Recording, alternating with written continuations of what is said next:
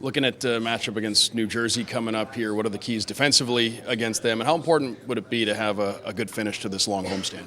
Very. I mean, that's the thing we were looking forward to since Christmas. Have this big home stretch and have a good playoff push. And they're a great team off the rush. They're in this position where they are this year for a reason. And for us, staying tight to them at the whole time and the whole game, it's going to be crucial for us. So we got to be ready. We got to be ready from the first puck drop and 60 or 65 minutes, whatever it's going to take for us tomorrow. Can you describe what Matthew Tkachuk's meant these last few games, especially the way he's been piling up points and just helping you guys get the positive results? Well, it's great to see him success like that.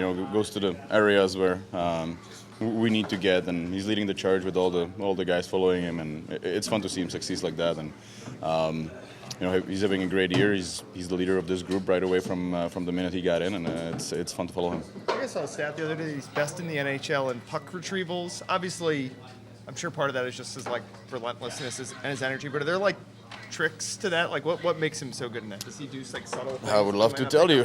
I would love to tell you. I would love to do the same thing. But he's just a smart hockey player. His hockey IQ is very very high. He knows where the puck's gonna be. He knows where the guys are gonna go before the guys are gonna go there first. I feel like so. It's fun to see him play like that, and like I said, lead this whole group, and just treat to watch him even on the PK when he picks up the passes. That I don't think every PK does. So it's really kudos to him how smart hockey player he is.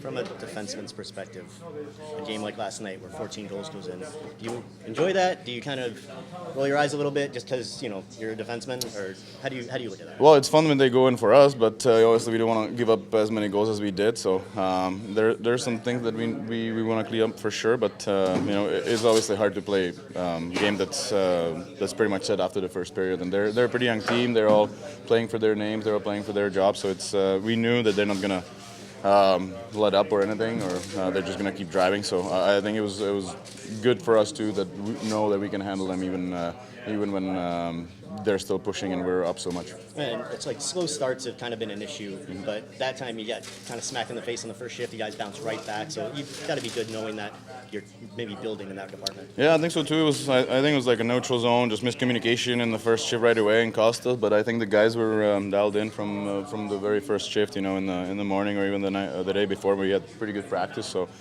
Everybody was in it. Everybody was feeling confident. Nobody was down at all on the bench. Everybody knew we have this, and those are points that we need, we want, and we know we're the better team, and we know we're going to win those games. So for us, it's nice to have the confidence and trust in each other, and it showed yesterday. Was it tough for you to stay above the chaos? Because we saw you, even Paul Maurice mentioned you by name as a guy. Just keep doing your job. You're breaking up passes, you're blocking. Yeah, exactly. Sometimes it's harder once this game gets a little, I don't want to say out of hand, but a little score-wise out of hand. So everybody's trying to do a little too much. So it's important for the guys that are on top of this game to keep the game as simple as possible, or as predictable for the other guys, or as same as they usually do for the other guys to know what you're going to do. So, like I said, it was a little mentally tough of the game, but I think we handled ourselves pretty well. Barkov is 3 points away from setting the franchise record for most points in the history of the organization. Now that you've had a chance to have him as a teammate for a couple of years, how would you describe just what he means to this organization, what he means to the team? I mean, he's the face of the franchise for a reason. He's the best player out there on the ice every time he steps on, and the way he carries himself, the way he works. It's a great example for this whole group. And every young guy that comes here, or every guy that comes here, sees him, the preparation he puts in the games or after the games, the way he takes care of his body. It sets the example and standard for what you want to have as a leader, as a captain of the group. So it's really something. And 3 points away, hopefully I get to see it pretty soon. So it's obviously a great accomplishment, and it happened to him for a reason. He is really the best player out there on the ice every time he steps on. There's been so much turnover on this roster over the last 3 years. There's not a lot of guys who obviously outlast him.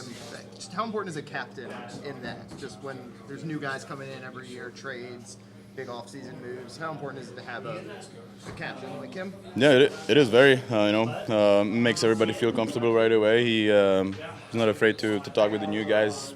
Makes them feel like at home, and I think Billy's trying to put the best team together for him to be around him, and if if he does that, it's a pretty good recipe to success. So it is very important to have him. It's you can see the games when he doesn't play that there's something we need. So obviously, like I said, he's the best player for a reason.